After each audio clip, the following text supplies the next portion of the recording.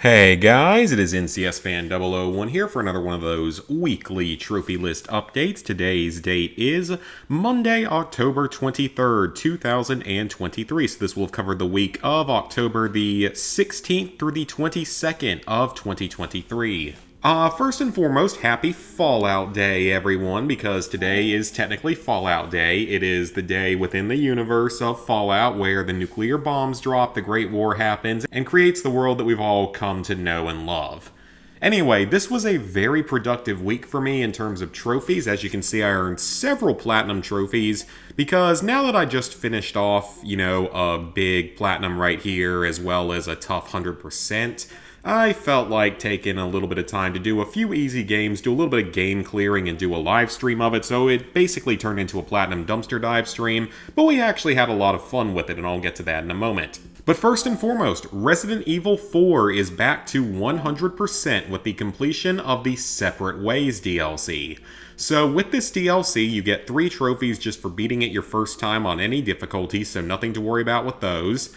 Then you have to complete it on Standard Mode or higher, Hardcore Mode or higher, and Professional Mode. So these trophies stack, so beating it on Professional will unlock all 3 trophies. So the way that the PSN Profiles Guide recommends that you do this DLC is to complete it your first time on Assisted and use that playthrough to learn how the whole DLC works, because of course it's different from how it was back in the original game back in the day. So just use that playthrough to learn how it works, get a bunch of money, find all the treasures, do all the merchant requests, all that kind of stuff. So once you've done that, it then recommends that you go in and do a Professional New Game Plus playthrough, and you have to get at least an A ranking because that will unlock the Chicago Typewriter, or Chicago Sweeper as it's known in this version of the game, for use on your Professional S Plus run. And I would definitely recommend doing that because without it, that run is going to be pretty brutal. So, by far and away, the hardest trophy for this DLC is this one, for completing Separate Ways on Professional with an S Plus rank. That requires you to complete the 7-chapter DLC in 2.5 hours with no more than 10 saves being made, and it was actually quite challenging. That was even with the whole infinite ammo thing you can do with the Chicago Typewriter, because you are allowed to use the exclusive upgrade tickets from the merchant. You're also allowed to use the actual, store-bought golden exclusive upgrade tickets, the ones that cost whatever it is, $2 or $3 a piece. So you are allowed to use those to instantly upgrade the Chicago Typewriter at the beginning of Chapter 2. And I gotta say, I would highly recommend doing that purely because this time around the time limit is really, really strict. Because in the base game, whatever the time limit was for S Plus on Professional or any difficulty was usually pretty lenient overall, so it wasn't that much of a problem. But with Separate Ways, it's a very tight time limit. Like, a good run is still going to take you about 2 hours and 15 minutes. So I would definitely recommend doing that so you don't really have to bother with the merchant requests as much. There are certain places where you're going to want to make all of your saves at, certain areas where it's best to make them, but even so, this DLC could still be quite painful to get through at times. Like the second time you fight the Pasanta boss, it's in Chapter 2 right after you get the Chicago Typewriter and you make like your first save or second save. When you get to that point, he is really, really hard to kill, and it's partially because the game is still kind of janky with its parrying. Like, it just doesn't always work when you hit the parry button, unfortunately. It's never worked quite as well as it probably should have. So that made that fight kind of annoying, and then you have to use the rocket launcher. You're supposed to use the rocket launcher on the final boss in Chapter 7. That's one place where you want to use it at. And then the guide recommends using another one somewhere else, either in the It fight, because It will keep you busy. He got brought back, so thankfully they found a way to put him in the game when he wasn't in the main game, like he was in the original Resident Evil 4. Either using it there or for the double Garrador room, because I could not get through that stupid double Garrador room without the rocket launcher. Even when I had all of my weapons, pretty much maxed out doing that New Game Plus run of Professional Mode, I just could not do it. It just would not let me win, pretty much no matter what I did. I think it's because the enemies in there are so aggressive compared to that one room in the main game that I can remember where there were 2 of them. There's also no bells you can shoot to make them get stuck in the wall or anything like that, so it's definitely a lot harder. So this was definitely a challenging DLC. If you got through the Platinum Trophy fairly unscathed, you're going to be in for a bit of a rude awakening in this DLC. It's definitely harder than the base game. But looking back at the base game, it looks like almost 5% of people now have the Platinum Trophy. But as you might remember, most of the trophies in the base game are fairly easy. It just requires a whole lot of playthroughs. You just have to, defeat all the bosses during the playthroughs of the game. A lot of basic combat trophies. Most of it can be done on the easiest difficulty, though, on New Game Plus, so it's not too bad. But let's see, where's the super hard stuff you have to do? So you had to complete the game on Professional, and initially you had to complete the game on Professional with an S plus rank in order to unlock the hand cannon, but they later changed that trophy. Well, they didn't actually change the trophy, but they changed the requirements to get the hand cannon to where you can either unlock it by beating the game on Professional with an S plus rank, which is very difficult, or by getting S ranks on all of the stages in the Mercenaries, which is significantly faster and easier. And of course, you can always use the golden tickets that you can purchase from the PlayStation Store to make your life a whole lot easier. So, yeah, I mean, you can say what you want about using the whole microtransaction system to make the game easier. I'm fully willing to take any criticism you have on it because I definitely did use it. But, I mean, it's not like I can't beat difficult games. It's just that if a game offers me a way to make it easier, I'm most likely going to take that easier option because, I don't have the amount of time or energy that I used to have to play video games. And I mean, I suffered through Call of Duty Classic, so I know I could have beaten Resident Evil 4 eventually if I had to do it the other way without the golden tickets or doing the original Professional S+.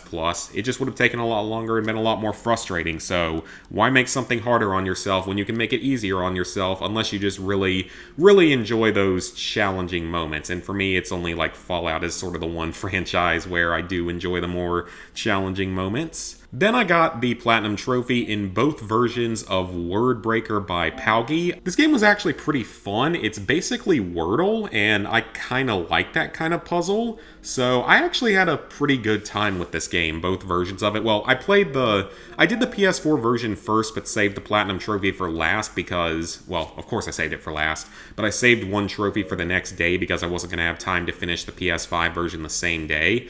And then I would have gotten the PS4 Platinum done first, but I went straight through to the end on the PS5 version because I thought I had a really good time for the leaderboards, and I didn't even make the top 50, so yeah. But anyway, with this game, it's basically Wordle, which means that you have a grid of letters, and you have 5 empty slots to your side, and to win, you have to guess whatever that 5-letter word is. And the game will tell you, if you have no letters right, or if you have letters that are correct but not in the correct position, or if you actually have the correct letter in the correct position. So it's very easy if you follow a guide, but I actually did a good bit of the PS4 version legitimately, just because, again, it's a kind of puzzle that I do enjoy. So if you follow a guide, you can beat this in about 23 minutes here. You could probably do it even just a little bit faster. But for the Platinum Trophy, you have to solve the first puzzle and solve every puzzle. So this is one of the Paugi games where you have to solve every single puzzle. There's 120 of them. But if you're following a guide, you can knock them out in like 7 to 12 seconds a piece or something. So it's super, super quick. Finding a word on your first try, as long as you follow a guide for any one puzzle, you'll be able to knock this one out. For this one, you have to spell a 5-letter word, but have none of the letters actually be correct. So there are certain puzzles with, less common letters where this is going to be easier to do. And same thing with this one, you have to get all the right letters, but just none of them are in the right place. So try to find a word like, maybe if the puzzle answer is smile, you could put in the word miles because it's the exact same letters, but they're all off by one spot. I think that's what I ended up doing on at least one version of the game. So those trophies were a little bit trickier because it's not made overly clear as to what you're supposed to do with them, because technically you would think that for this trophy you could just plug in a random batch of gibberish like 5 Z's or something and that should technically work, but it doesn't. So just keep that in mind. And then you have to try a word that isn't in the dictionary. This is just, any jumble of letters. It doesn't actually have to make a word. Then you have to try a word that contains no vowels, which you will get automatically while going for all puzzle completion. For this one, you have to try the same incorrect word twice, so just put in any incorrect 5-letter word and attempt it twice to get this trophy. This is a typical Palgi trophy where you just have to spend a minute on any screen waiting to make a move. I would definitely recommend going for this trophy first if you're going for like a speed run time on the leaderboards. Then you have to spell the word Palgi, so I'm kind of surprised they wouldn't have just made that be the answer to one of the puzzles. I guess they wanted it to be only real words, but that would have made sense for them to do that as the answer to one of the puzzles. And then just put in a 5-letter bad word, which is very typical for Palgi games. And finally, you just have to place each letter correctly in a puzzle. All of these trophies will come naturally while playing through the game and solving every single puzzle. Just certain letters are a lot rarer than others. For example, you don't use Q until you're well over 50 puzzles into the game, I believe it was. And you don't do Z until like the second to last puzzle or something like that. So it's one of the last letters you get to use.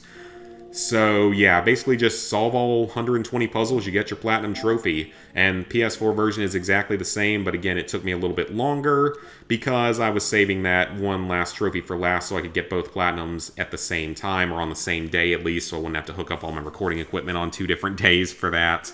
But it's the exact same list, it just took me a little bit longer because I was playing a fair bit of this one legitimately because, again, it's a kind of puzzle that I enjoy, so might as well have a little bit of fun with the game.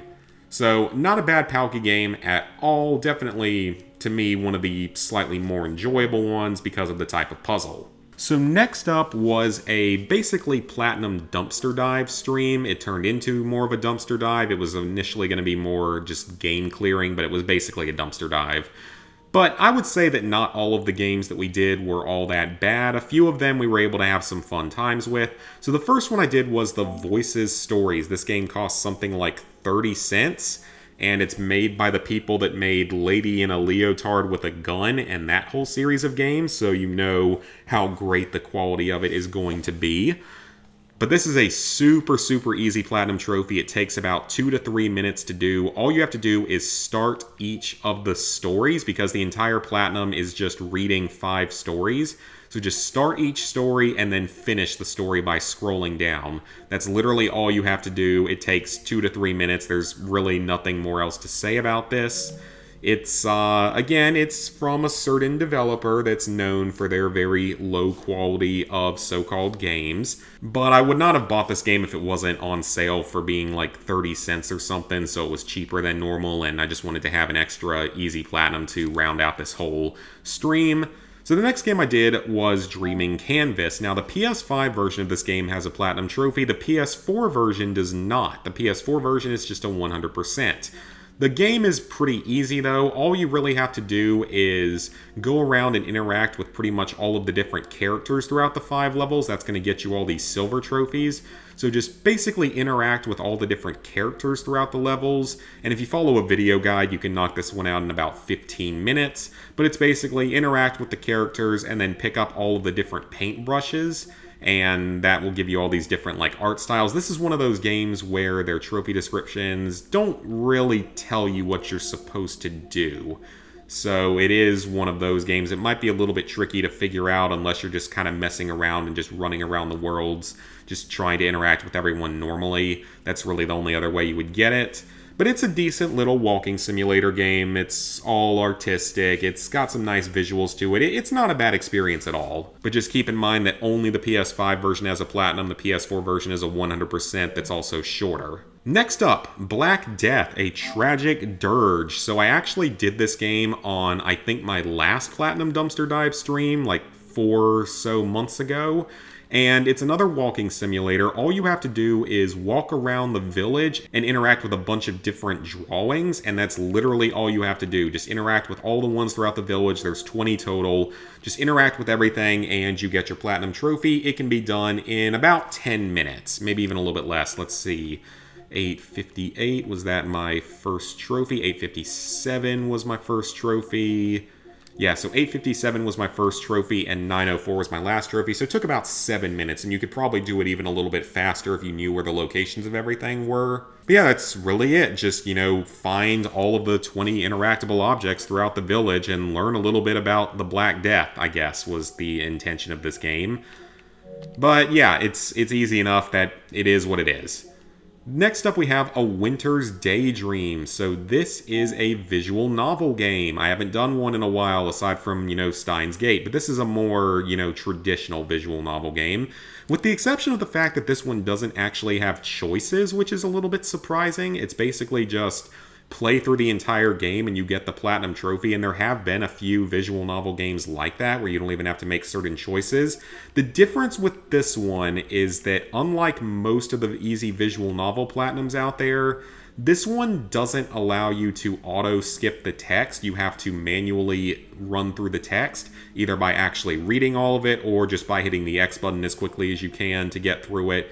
And it looks like it took me about 18 minutes to get the platinum of just basically 18 straight minutes of mashing the X button. I'm sure that the fastest times on like PSN profiles probably all have turbo controllers or something to get through this faster. I mean, it's a visual novel game. I don't mind visual novel games, though just having to mash the X button quickly is very reminiscent of certain other easy platinum trophy games that are no longer even in the top 100 fastest and easiest, which is just so ridiculous to think. I'm pretty sure that My Name is Mayo isn't even in like the top 300 fastest easiest platinums anymore, which is just, again, so bizarre to think that's how far we've fallen in the last 7 years since that game came out. So yeah, just play through the game, no choices to be had, just get through to the end and you'll get your platinum trophy. Next up, this game. This was interesting to say the least. Evan, Daniel, and Friends Volume 1. So this game does not have a platinum trophy, it is just a 100% game. It is an educational game for very little children. And it's something, to say the least. There's not a whole lot of gameplay involved. The game doesn't really even let you make mistakes. A lot of the levels just have you running around collecting letters or collecting numbers, and you just have to collect them in order. It won't even let you mess up, which I think is kind of funny. Most of the trophies are unlocked simply by completing the game. There's 9 levels throughout the game, and then you just have to dance with all your friends at the end. So complete the 9 levels and then dance with your friends, and you'll get 10 of the 11 trophies. The last trophy is during the bowling minigame, and this is the only one that's a little bit trickier because it's very random, completely luck-based as to whether or not you can get it. You'll go into the level and you just have to bowl. So you just have to run into a bowling ball and you have to get a strike on your first attempt. If you fail, then immediately go over to the level exit portal and then go back into the level. It will probably take a few tries unless you get really, really lucky. But I mean, it's still not difficult. It just is a little bit luck-based and can take just a little bit of time because of that if you just get really unlucky. I will say, apparently with this game, you are not allowed to quit out of the entire game and go back in, or else it'll reset your progress, which that would mean several minutes down the drain. So it looks like it took 10:06 and 9:39, so it took me a little bit under half an hour to get the 100%. But the way I was able to enjoy this game was me and chat just had to come up with naughty words for every single letter of the alphabet, and we actually had a blast doing that. I was also very hopped up on caffeine because I took 2 cups of coffee that each had basically double servings of the instant coffee in them, and it made for a very fun moment when we were playing through this game. So I actually didn't mind this experience that much because I had chat there to keep me sane and to make up bad words for every single letter of the alphabet. We actually did that twice technically because there's 2 consecutive puzzles that are basically the exact same thing but with lowercase versus uppercase letters. So yeah, it's an educational game. It's for children. You can maybe have a little bit of fun with it if you are with, a chat or something like that. So I guess it could have been worse. Now, this game, there is a sequel to this, a Volume 2, and nobody has obtained the Platinum Trophy in it. And I think I'm just going to check it out on an alt account because I legitimately want to see what's so difficult about that, because a lot of people have never even obtained a single trophy in it, or certain trophies have just never been obtained at all. I kind of want to see what it's like because I can't really find any gameplay and see if it's something that might actually be fairly easy to get through, or if it's just buggy or something. But I would test it on an alt account first and see how doable it is, and if it is actually doable, then I would actually do it on my main account, because no one else out there has the Platinum Trophy. It could be the first time I've ever obtained a Platinum Trophy first of anyone. That would be something. And finally, the last game I played through on that live stream was Tilting Tiles Micro Challenge. So in this game, basically what you have to do is you take a tile, I guess you could call it a tile, and you either move it forward, back, left, or right. You can tilt it with the L1, R1 buttons, and you can also shrink it to fit through smaller areas. Basically, what you have to do on each level is maneuver the tile in such a way that you can collect all of the gems on the level within a certain number of moves. So the first few levels are all pretty self-explanatory and shouldn't cause any problems, but once you get to about the halfway point, you'll probably want to start following a guide, because yeah, once you get to about stage 11, the game definitely starts to get quite a bit more complicated, especially with some of these later puzzles. The last few puzzles are actually very complicated and very long, as you can see. Like, they don't really get super long until you get to stage 18, where you have a 52 move puzzle, a 51 move puzzle, a 54 move puzzle. So quite a few longer puzzles toward the end of the game. It's a decent little puzzle game. I might pick up some of the other Tilting Tiles games at some point. But if you're following a trophy guide, you should be able to knock this Platinum Trophy out in about half an hour. It took me closer to 45 minutes because I was in, a live stream and chatting with people and trying to balance between watching the trophy guide versus actually playing the game and looking at chat and everything.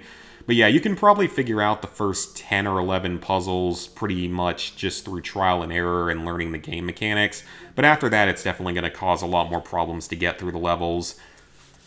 But yeah, not a bad game overall. Would definitely say that one's worth picking up. It was super, super cheap. It was only, I think it was less than $1, and that's why I picked it up. So yeah, it was a very successful week overall. Got quite a few Platinum Trophies and a 100% and finished off Resident Evil. So let's go ahead and sync those trophies on up. So with that, level 845, 8%, 26,947 total trophies, 759 platinums, 4,979 golds, 7,201 silvers, 14,008 bronzes, getting very, very close to 27,000 total trophies, another big milestone. So plans for the upcoming week. Well, you guys might have noticed that there weren't any streams of SpongeBob the Cosmic Shake this past week. What was the reasoning for that? It's the fact that even though the game was initially supposed to release on PS5 this past Monday, it actually got pushed back to today. So October 23rd, Fallout Day, is actually when it got pushed back to.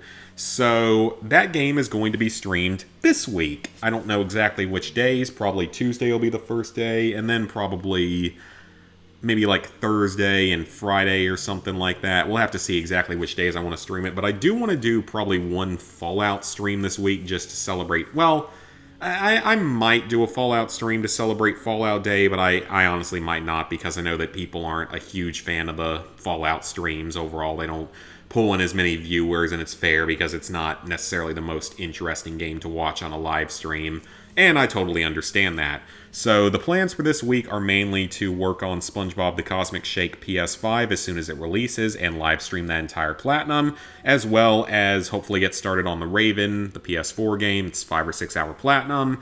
And once I get those done, we head into November, where there's plenty of other games. There's things like GTA 5, Shadow of the Colossus, Outer Worlds, other old random games.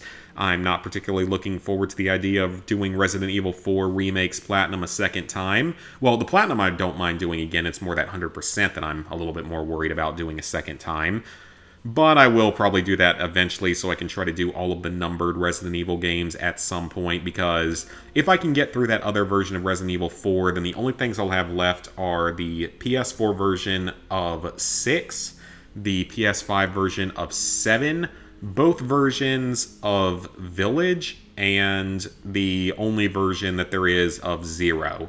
And, I mean, I own 0. I don't know about some of those later ones. I know that Village is easier now, though, once they released the Shadows of Rose DLC. I know they made it a lot easier with the characters for the mercenaries. So we will have to see about all of that. But yeah, that backlog is slowly starting to get a little bit smaller, which is a lot of fun. I haven't decided what I'm going to do for Platinum number 800 yet. It's not going to be Shadow of the Colossus. I'm going to save that for a little bit later because I already went through one hellishly hard game with COD Classic and even at times with Resident Evil 4's DLC. So I don't really want to go through one quite that bad anytime soon because that one is supposed to be just as bad as COD Classic but a lot more time consuming. So yeah, not overly looking forward to that. It's the PS3 version of the game, that's why it's so hard compared to like the PS4 version. GTA 5, of course, maybe I go back to it, maybe I don't really know yet. Outer Worlds isn't going to be too hard, but just have to make some time for like a month just to play it and do the game and all the DLCs. I am looking forward to it though. I'm sure it'll be a lot of fun because I've enjoyed whatever I did play of it in the past. So yeah, this week is definitely going to be several of the SpongeBob streams, and this coming weekend I should have the Modern Warfare 2 trophy video done. Actually, I will have it done because the video is almost done at the moment. One or two more little edits to make, and then I just have to make the thumbnail, and then the video is good to go. I did also notice, though, I made a poll about this just to see if I was like being shadow banned or something by YouTube, because there was just like a massive drop off in views and everything recently in just the last week pretty much. So I don't know if it was just like a bad week or something, but it looks like about a third of people aren't getting notifications for my videos, which is really, really unfortunate that YouTube is being that dysfunctional and all. So yeah, leave me a comment and let me know if anyone else has seen like any sort of major drops in viewership recently or anything like that. Some people are saying it might be a bit of oversaturation with trophy content throughout YouTube because there's so many people that do it now. So that is completely a possibility. I do have a couple of ideas for trophy type videos that I don't think anyone else on YouTube has done at this time. I just have to figure out how to make those two ideas a reality because one of them is going to probably require a lot of like photoshopping of a lot of stuff to make into a single video, but we will have to see about that. The other one I don't think will require quite that level of like taking pictures and editing them and stuff. It'll just require a little bit more editing and like in Premiere Pro and all, which I'm slowly improving at. I do think the Modern Warfare 2 video is going to be my best trophy video so far. And I'm still proud of my thumbnail for The Division 2, and I'm still shocked that YouTube didn't find a reason to take it down. If you haven't seen the video or seen the thumbnail, take a look at it, you'll probably see why. But yeah, that is the plans for this week, just streaming SpongeBob, playing maybe a few other games here and there, we'll have to see. And then that Modern Warfare 2 video will be up this coming weekend. So, that is going to be it for this video, guys. If you made it all the way to the end, please leave me a like and subscribe and ring the bell if you haven't already, because again, a third of you apparently aren't getting notified at all of new releases, so thank you for that one, YouTube. And let me know in the comments not only what you've been working on, but if you've seen anything with the trophy hunting people out there recently, if, you know, views and stuff have been dropping and whatnot. So just go ahead and let me know what you guys are seeing out there with all that. So, thank you all for watching, and I will see you back here real soon for some more trophy content.